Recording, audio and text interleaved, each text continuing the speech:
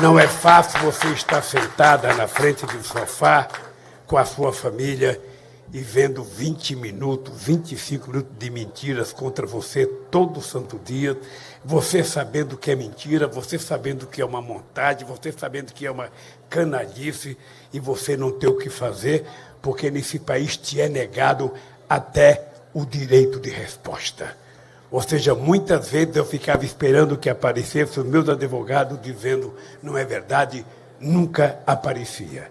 E quando aparecia, não aparecia eles falando, aparecia alguém lendo a nota.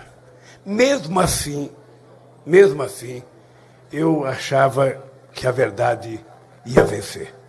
Tanto é que nós fizemos um livro, estava escrito por vários jornalistas, e na hora que foram pedir sugestão sobre o título do livro, me mandaram vários títulos, sabe? Eu disse, não, o título do livro vai ser A Verdade Vencerá. E não deu outra coisa. A verdade venceu e vai continuar vencendo, por mais que ela demore, ela vai continuar vencendo. Então, Cris e Valesca, muito obrigado. E se prepare, porque tem muita luta pela frente. A desgraça da primeira mentira é que quem conta a primeira passa o resto da vida mentindo para poder justificar a primeira. E eu acho muito difícil que algumas pessoas que não tiveram dúvidas em tentar desmontar o meu nome, a minha imagem, o meu partido, a luta que nós fizemos, eu tenho certeza que nunca vão pedir desculpas. Aquelas pessoas que me entrevistam, que falam, mas o PT não vai fazer uma autocrítica, o PT não vai fazer autocrítica, eu só espero que um dia determinados setores da imprensa façam uma pequena autocrítica de tudo que fizeram contra mim. Bem, dito isso, vocês estão vendo a imagem de uma figura aqui atrás, que é o meu querido companheiro Sigmaringa Seixas. O Sigmaringa Seixas é um companheiro que eu conheci há muitos anos atrás, foi deputado constituinte, era muito ligado ao PSDB, ele era afiliado ao PSDB, era amigo do Fernando Henrique Cardoso, era amigo do Zé Serra, era amigo de muita gente do PSDB, mas era amigo do PT. E era muito engraçado que durante todo o processo constituinte, o Sigmaringa nunca se portou com o que o PSDB ia votar. Ele sempre votava com a bancada do PT.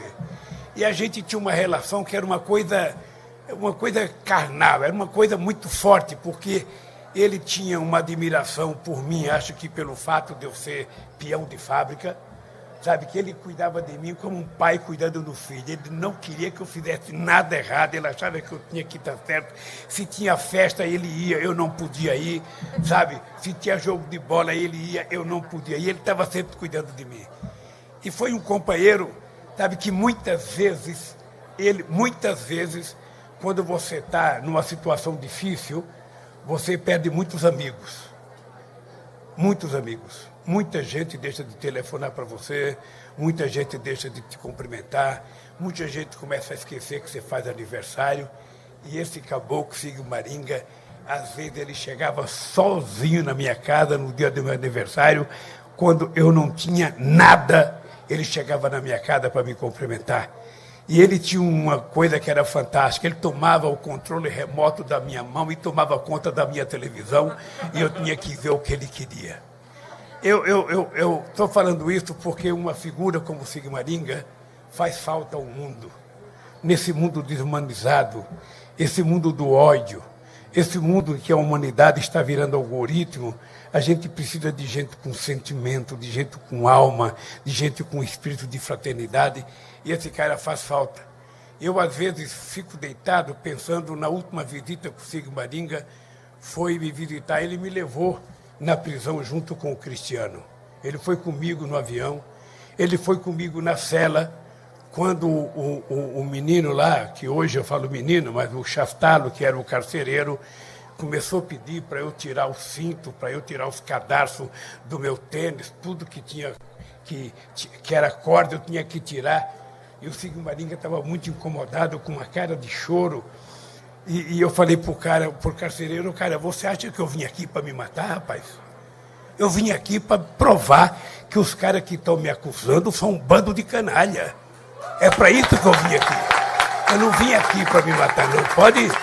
Pode deixar meu cadastro aí, pode dar meu cinto aí, tirar o cordão dos meus shorts, tiraram tudo, sabe? Achando que eu ia me matar. Bem, e a última vez que eu vi o Sigmaringa, eu fiquei triste, porque ele cada vez que ele entrava na cela, ele ficava com a moral baixa, sabe? Ele não aceitava a ideia que eu tivesse sido preso. Ele não aceitava. Ele não concordava, não aceitava aquilo, para ele era uma violência brutal. E na última vez que ele foi me visitar, ele teve um problema, sabe, que ele teve que fazer transplante, e eu achei que ele estava chorando, e eu falei, cara, deixa eu falar uma coisa pra você, você não venha mais me visitar. Eu não quero ninguém chorando na minha cela. Porque todo mundo que entrava na cela, Marisa, entrava de cabeça baixa, vou encontrar um cara triste, um cara sofrendo, um cara amargurado. E eu não estava nem triste nem amargurado. Eu estava com muita vontade de provar a minha inocência. Aí eu falei para o Sigmaringa, eu não quero que você venha mais aqui. Você só vem aqui se você tiver com a moral elevada, se você estiver rindo e tal. Eu não tinha noção da gravidade da doença dele. Ele fez os transplantes e quando completou 13 dias que ele fez os transplantes, ele morreu. Eu não vi mais do Sigmaringa. A última vez que eu vi foi uma bronca que eu dei nele, mas eu fiquei muito feliz que está aqui o Guilherme e a Luísa, a filha dele, e eu quero que eles saibam que o pai dele foi uma das coisas mais extraordinárias que aconteceu na minha vida. Porque amigo, a gente não ganha, a gente escolhe. E eu escolhi o Sigmaringa como companheiro. Então, esteja aonde estiver, Sigmaringa, você continua vivo na minha cabeça, na minha alma e no meu coração. E eu acho que no Clube Prerrogativa também, porque quem conheceu o Sigmaringa sabe que ele foi uma figura muito especial. Era aquele ser humano que, se não tivesse nascido, tinha que nascer. Por último, eu quero agradecer aos governadores que vieram aqui. É muito difícil um governador viajar, porque tem que montar uma superestrutura para viajar, um monte de coisa. Mas eu quero agradecer aos governadores, quero agradecer aos prefeitos que vieram aqui, quero agradecer aos deputados que vieram aqui, aos senadores que vieram aqui, aos empresários que vieram aqui. Quero agradecer ao ex-governador Alckmin, que veio presente. É engraçado, porque a imprensa brasileira está tão nervosa com uma foto minha com o Alckmin. Eu fui presidente da República, o Alckmin foi governador. Eu tive 600 vezes com o Alckmin, nunca ninguém pediu para tirar fotografia com o Alckmin. E agora, veja, deixa eu contar uma coisa para vocês, antes de fazer o meu discurso aqui. Primeiro, eu ainda não defini a minha candidatura, porque eu estou com muito juízo, porque eu sei da responsabilidade que eu tenho quando eu disser que eu sou candidato a presidente da República, e eu sei que o Brasil que eu vou pegar em 2023 é muito pior do que o Brasil que eu peguei em 2003. Portanto, eu tenho muita responsabilidade e eu não quero brincar com o povo brasileiro. A segunda coisa é que quem vai decidir essas coisas é o meu partido, que está aqui, a minha gloriosa presidenta, essa galeguinha que parece frágil, mas frágil é só aparência, porque a bicha é porreta pra cacete, sabe? E o partido é um partido que tem uma história. Não é à toa que nós somos o partido mais importante da esquerda brasileira. E também eu tenho que respeitar o Alckmin, que o Alckmin deixou o PSDB, ele ainda não tem partido filiado, ele vai se filiar a um partido político, eu não sei qual é o partido que ele vai se filiar, e quem vai dizer se a gente pode se juntar ou não é o meu partido e o partido dele. Então nós temos que ter paciência, nada acontece para o vice antes de acontecer para o presidente. Então, primeiro, nós temos que definir quem vai ser a presidenta, quando vai ser, para a gente discutir quem vai ser vice. Independente de qualquer coisa, eu quero dizer para vocês que eu aprendi a respeitar determinadas pessoas. Eu passei 30 anos da minha vida xingando o Delfim Neto de tudo que é nome. Quando eu ganhei a presidência da República, para enfrentar as maiores dificuldades que eu enfrentei, quem é que saiu na minha defesa? Simplesmente Antônio Delfim Neto, esquecendo todas as ofensas que eu fiz para ele, e ele me apoiou durante todo o meu governo. Tem um artista que já morreu, Tem uma artista que já morreu, que também me agredia muito, falava muita bobagem a meu respeito. Quando eu assumi a presidência, sem me pedir um favor, em todos os canais de televisão que ele ia, que alguém me agredia, ele saía na minha defesa de forma tão veemente que eu não sei se muitos companheiros do PT teriam coragem de sair, que era o Aguinaldo Timóteo. Ele já morreu, mas ele me defendia publicamente em qualquer lugar. Bom, então, eu estou aqui num ambiente em que eu posso dizer essas coisas porque eu, embora não seja tão velho, eu sou da era do Raimundo Faoro na presidente da OAB. O primeiro amigo que eu tive como advogado importante era o Márcio Tomás Basto, e através do Márcio e do Mino Carta eu conheci o Raimundo Faoro, que foi uma das pessoas que eu tive muito contato, que me inspirou muito na luta democrática, que me ensinou bastante, e eu ainda tive o prazer de visitá-lo no hospital, já internado uns dias antes de morrer. Então, eu estou muito à vontade para conversar com vocês, e por isso, então, eu vou ler o meu pequeno discurso, que eu não ia fazer esse improviso que eu estou fazendo, mas quando um nordestino, candidato a alguma coisa, vê o microfone... Eu não falei do Albino Afonso. Albino Afonso foi um dos mais importantes oradores que esse país teve. Um dos mais importantes oradores que esse país teve. E vocês viram que ele está com a voz impecável aos 92 anos de idade. Como eu acho que eu vou viver até os 120, porque a ciência diz que o cara que vai viver 120 já nasceu, e eu não sei porque não pode ser eu estou aqui na expectativa de que a minha voz chegue aos 92 anos com a força que tem a voz do Albino Afonso. Bem, companheiros e companheiras, agora voltando ao Prêmio Perseverança e ao motivo dessa festa aqui, eu quero dizer aos companheiros do Prerrogativa que possivelmente vocês sabem que não sou eu que mereço um prêmio de perseverança. Quem merece o prêmio é o povo brasileiro. Então, eu vou passar a ler aqui as poucas palavras que eu esqueci, que é o seguinte. Você sabe que a gente vai ficando velho, a gente perde a questão da impressão digital e o papel vai ficando mais liso, é complicado. Não fique velho. Fique com 76 anos, com a força de 30 que eu tenho, que vocês se sentindo bem pro resto da vida. Bem, meus queridos amigos e minhas queridas amigas, é uma honra imensa receber este prêmio, cujo título homenageia uma das muitas virtudes do povo brasileiro, a perseverança.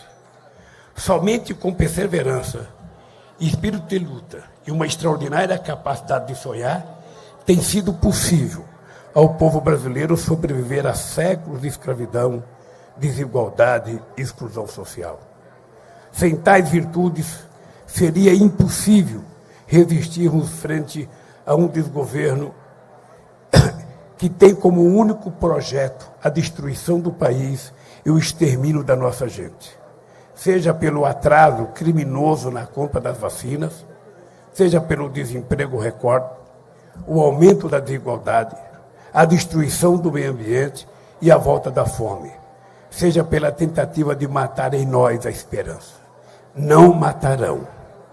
Antes mesmo de ouvir pela primeira vez esta palavra, eu já intuía o papel fundamental da perseverança na vida dos seres humanos, sobretudo dos mais pobres. Lembro da minha mãe, Dona Lindu, uma mulher analfabeta, nascida numa das regiões mais pobres desse país, obrigada a criar os 8 filhos sozinha. Um dia vendeu o pouco que tinha e embarcou com todos nós num pau de arara rumo a São Paulo e ao sonho de uma vida melhor, cumprindo a triste sina dos retirantes.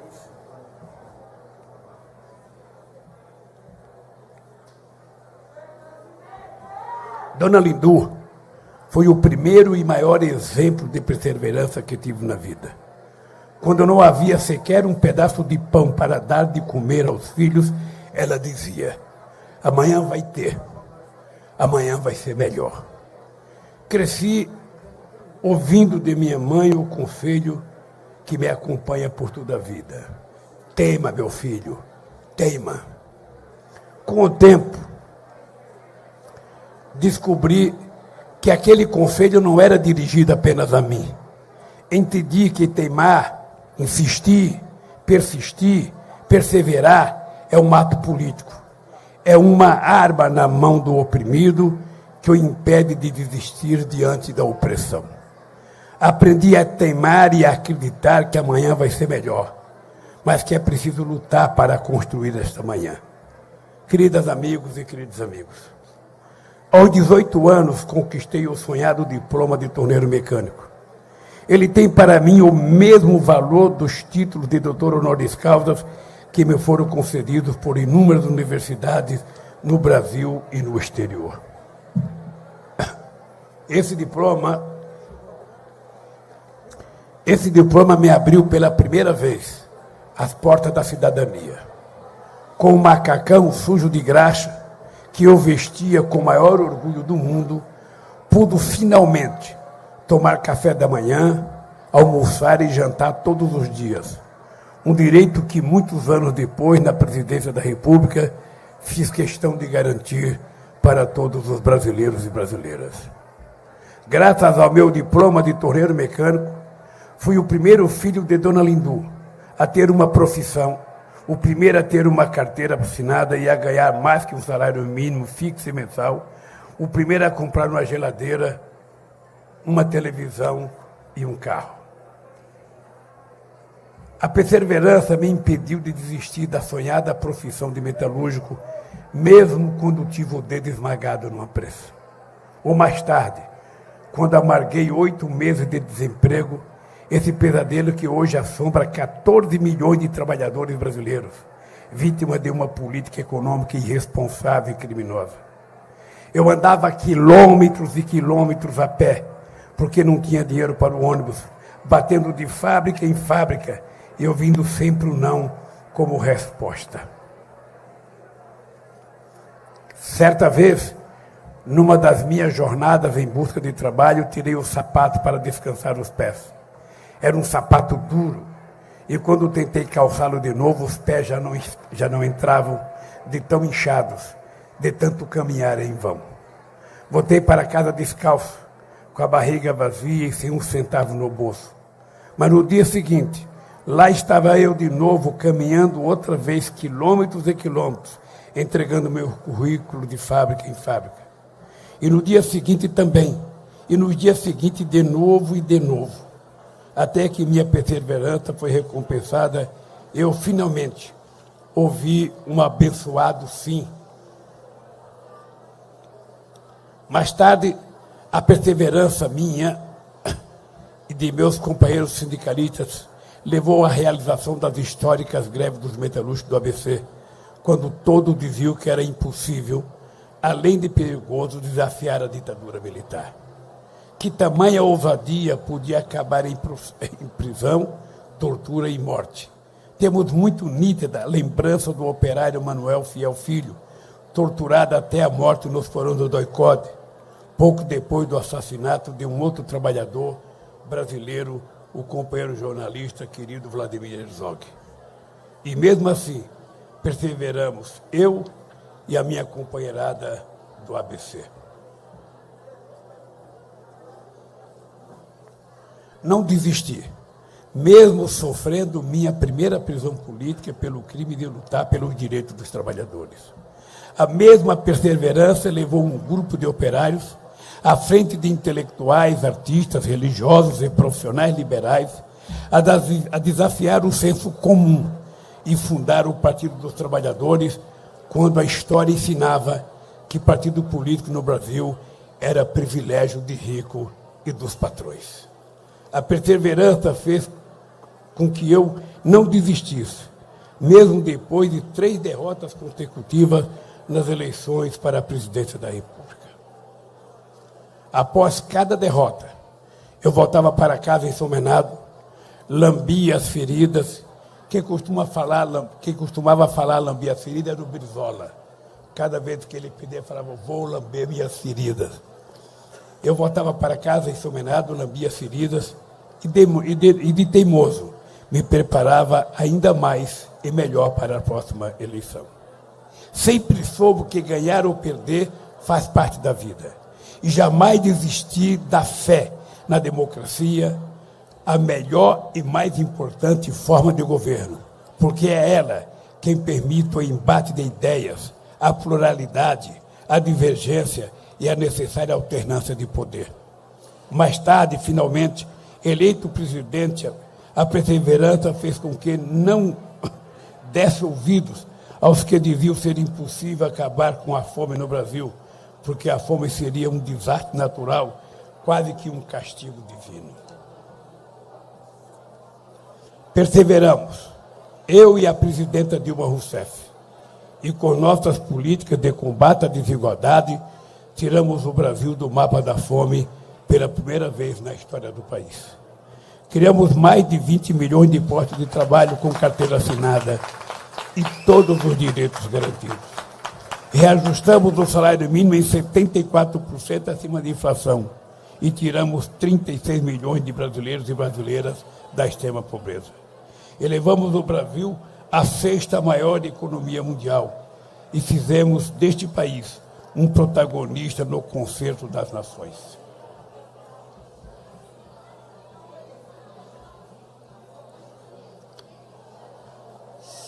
Sem perseverança, nada disso seria possível. Amigas e amigos, a perseverança não permitiu que eu me abatesse um único dia sequer durante os 580 dias que estive confinado na minha segunda prisão política. Mesmo isolado numa cela, nunca estive verdadeiramente sozinho. Senti de perto a perseverança de uma parcela aguerrida do povo brasileiro. Homens, mulheres, jovens e velhos, que enfrentaram o frio, o calor e o vento e a chuva naquela histórica vigília que diariamente reanimava a minha perseverança com um bom dia, boa tarde e boa noite, presidente Lula. Pude sempre contar também com a perseverança dos meus advogados, o Cristiano Zanin e a Valesca Teixeira, que jamais desistiram da luta contra um sistema criado para me condenar a qualquer custo. Teimei e recusei qualquer acordo que não fosse o reconhecimento da farsa jurídica montada contra mim. Disse na época, e direi até o fim da minha vida, não troco minha dignidade pela minha liberdade. Tive a felicidade de contar também com a extraordinária solidariedade de vocês, operadores do direito, progressistas de todo o país, hoje reunidos no grupo Prerrogativas. Vocês nadaram contra a corrente, ousaram denunciar para o Brasil e o mundo o lawfare que estava em curso para me impedir de disputar as eleições das quais eu era franco favorito. Lembro da participação do companheiro Pedro Serrano, do Zanin e da Valesca, com muitos de vocês na plateia, no primeiro seminário convocado pelo então presidente do PT, Rui Falcão. Aquele seminário denunciou pela primeira vez a farsa da Lava Jato e os prejuízos econômicos e institucionais que ela causava ao país. Vocês colocaram o dedo na ferida, quando a grande mídia pregava noite e dia, e parte da opinião pública acreditava que aquela quadrilha formada por um juiz e um punhado de procuradores estava empenhada na nobre causa de combate à corrupção. Quando, na verdade, a Lava Jato estava empenhada em destruir setores estratégicos da nossa economia, dizimar milhões de empregos e levar a extrema-direita ao poder. Teimamos, persistimos, perseveramos até que o Supremo Tribunal Federal finalmente reconhecesse a parcialidade e declarasse a suspeição do juiz que me condenou e depois assumiu uma vaga no governo que ajudou a eleger. Eu e os meus advogados persistimos e vencemos mais de 20 processos, sem provas, todos abertos contra mim. Perseverei em minha fé na justiça, porque aprendi a separar o joio do trigo. Tive a clareza de entender que a justiça será sempre maior do que aqueles que tentam corrompê-la. Minha mais profunda gratidão a todos os advogados e advogadas do Brasil e do exterior que defenderam a justiça e foram solidários a mim. Aos comitês Lula Livre, espalhados pelo Brasil e pelo mundo, ao movimento sindical e aos parlamentares de vários partidos também do Brasil e do exterior. Vocês teimaram junto comigo, contra tudo e contra todos, enfrentaram uma poderosa máquina de destruição de reputações. São igualmente merecedores desse prêmio Perseverança.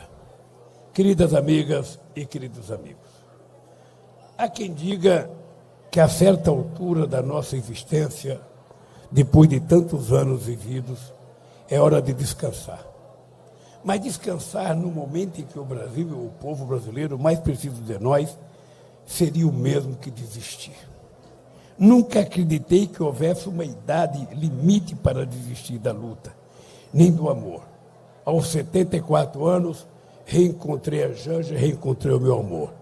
Aos 70, estou mais uma vez pronto para a difícil luta que teremos pela frente. O grave momento que atravessa o Brasil não dá a nenhum de nós o direito de desistir. É hora de perseverarmos juntos para restaurar a democracia e reconstruir este país. Não é tarefa para uma pessoa sozinha, é um trabalho coletivo. Não importa se no passado fomos adversários, se trocamos algumas botinadas, se no calor da hora dissemos o que não deveríamos ter dito. O tamanho do desafio que temos pela frente faz de cada um de nós um aliado de primeira hora. Mais do que a entrega de um prêmio, é este o verdadeiro motivo pelo qual estamos reunidos esta noite. A nossa fé na democracia e a perseverança na construção de um amanhã melhor para construir o Brasil e para o povo brasileiro. Queridos amigos e queridas amigas, hoje eu estou aqui no Rubaiá, a convite do Prerrogativa, com tanta gente importante, comendo num dos restaurantes mais chiques do Brasil. Na terça-feira, dia 22, estarei na sede do Sindicato dos Bancários, na rua Tabatinguera, conversando com os moradores de rua e com os catadores de materiais recicláveis. É importante lembrar que eu fui, em 2003, o único presidente do mundo a ser convidado para participar do Fórum Social Mundial, em que eu fui falar pela primeira vez da fome, e eu saí do Fórum Mundial, do Fórum em Porto Alegre, e fui para Davos falar para a elite econômica do mundo o mesmo discurso sobre a fome. E eu quero dizer para vocês que eu estarei conversando com os catadores de papel, estarei conversando com as pessoas que estão morando na rua, falando que eu vim aqui. E vocês não precisam ficar envergonhados, deprimidos, porque vocês estão comendo e eles não têm o que comer. Porque o que está errado não é vocês terem o que comer. O que está errado é eles não terem o que comer. E é por isso que nós temos que brigar para garantir a eles que têm o mesmo direito que nós tivemos de entrar numa churrascaria e comer um churrasco. Porque é preciso acabar com essa história de se entender que o pobre gosta de ser pobre, que o pobre gosta de se vestir mal, que o pobre gosta de comer mal, que o pobre gosta de coisa boa. O pobre quer ter carro, quer ter vestido, a mulher quer ter vestido bonito, o homem quer ter roupa bonita. Olha como eu estou chique aqui, ó. Nunca pensei. Trabalhei 27 anos dentro de uma fábrica, nunca me acostumei com macacão. Com terno e gravata eu já estou acostumado, Marisa. Então, o povo pobre gosta de coisa boa, gosta de comer bem, gosta de comprar os melhores produtos na feira. Ninguém quer ficar na fila da carcaça do frango ou na fila do osso. A pessoa quer ficar na fila da picanha, da costela, do alcatre, na fila da maminha, na fila da coxa de frango, do peito de frango. Ninguém quer, ninguém sonha e ninguém deseja comer mal. Quando a gente sonha com a pobreza, é pesadelo. Porque o pobre não sonha em ficar pobre, ele sonha em melhorar de vida. E eu queria convidar vocês que continuassem fazendo o que vocês fizeram hoje. Porque a gente só vai acabar com a fome e com a pobreza crônica neste país o dia que nós, que conquistamos o direito de trabalhar, o dia que nós, que conquistamos o direito de ter um salário, o dia que nós, que conquistamos o direito de ter cidadania, a gente não se contente com o que a gente tenha. A gente aprenda a compartilhar aquilo que a gente ganha com aqueles que não tiveram a mesma chance que nós tivemos e a mesma oportunidade que nós tivemos. não aceita a ideia de que a pessoa não trabalha porque é vagabundo. Não aceita a ideia de que a pessoa é pobre porque é vagabundo, porque não estudou. Nem todo mundo deixa de estudar porque não quer, é porque não pode. E nós que estudamos temos a obrigação de não sermos ignorantes. Temos a obrigação de sermos inteligentes. E temos a obrigação de aprender aquilo que é o nosso conhecimento através do nosso aprendizado. Muitas vezes universidades pagam por esse povo pobre que não chegou à universidade. A gente tem a obrigação de compartilhar com ele e distribuir com eles aquilo que nós aprendemos. É essa a obrigação. E eu queria dizer para vocês, companheiros e companheiros, companheiro Maris, queria dizer para vocês, para o companheiro Almir da Fonte, que já é mais velho do que nós dois. Eu queria dizer para vocês o seguinte: nenhuma mulher, nenhum homem fica velho se ele tiver uma causa. O problema é que a gente não pode permitir que as células envelheçam e a gente acha que está velho. A gente fica velho quando a gente não tem uma causa nobre, quando a gente não tem uma motivação. E eu tenho duas motivações hoje. Eu tenho duas motivações e por isso é que eu falo que eu tenho 76 anos, energia de 30 e tesão de 20. Falo isso todo dia sem nenhuma vergonha. Porque aos 74 me apaixonei e aos 76 eu quero lutar, porque quero provar que o povo brasileiro vai reconstruir esse país, o povo vai voltar a trabalhar, vai voltar a comer, vai voltar a viajar de avião, vai voltar a ir para o exterior, vai voltar a entrar na universidade e o povo vai voltar a conquistar a cidadania. E isso é um compromisso que eu tenho. A Gleice sabe que eu falo para ela todo dia. Qualquer candidato pode ir para a televisão mentir. Qualquer candidato pode ir para a televisão e contar garganta. Eu vou fazer isso, vou fazer aquilo, eu vou fazer isso, fazer aquilo. O Lula não pode fazer isso. Porque eu tenho um legado. E eu não posso voltar e fazer menos do que eu fiz.